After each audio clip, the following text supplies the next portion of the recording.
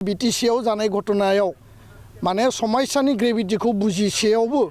आरो फिन माने एनअसि हरनायनि रिकमेन्डेसन हरनायनि खामानियासो डाबल जाबाय आरो चेलेन्ज खालामनाय जाबाय दिनै बिनि राजनीतिक बलि हिसाबै सानै रेजिस्टारखौ होखारनायनि जि मोनसे कनस्पिरेसि खालामनाय जाबाय बे बिराद माने दुखुनांथाव आरो मेगन गुनु सांग्रां सुबुंफोरा दिनै नुनानैबो माने खुगा बुंनो हायाखै खारन जि परिबेस परिस्थिति सोलिबाय थादों हारिखौ जलान्जलि होनानै हारिखौ माने मा होनना बुंगोन आरो बेखौ माने बेखौ कन्डिशनाव होनानै गावबा गावनि सार्थखौ पुरन खालामनायनिसो मोनसे प्रक्रिया आरो परिबेस सोलिबाय थानायखौ जों नुदों बे जोंनि थाखाय दुखुनांथाव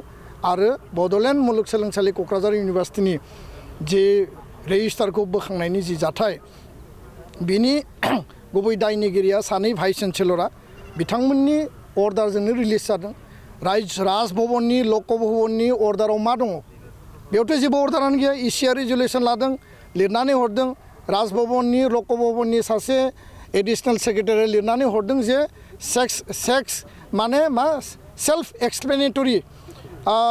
मोनसे लेटार माने सेल्फ बेयाव एक्सप्लेन खालामनाय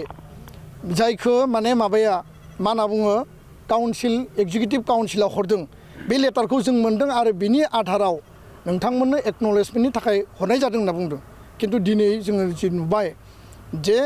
बेयाव खुनु एक्सननि खोथा लिरनाय गैया बेयाव इमिडियेट नेसेसारि मेजार लानांगौ होनना लिरनाय गैया किन्तु सानै भाइस चेन्सेलरा गावसोरनि गोसो बायदियै बेखौ रिलिज होदों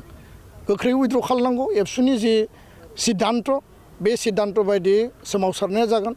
आरो छात्र छात्रीनि फरायसा फरायसुलिनि भबिष्यत सोलोंथाइनि भबिष्यत आरो बिटिआर आरो आसामनि भबिष्यत जि जोंनि इन्स्टिटिउसनखौ माने सेफटि सिकिउरिटि होनांगौनि थाखाय जोंनि आन्दलना जागोन गोजोन्थों।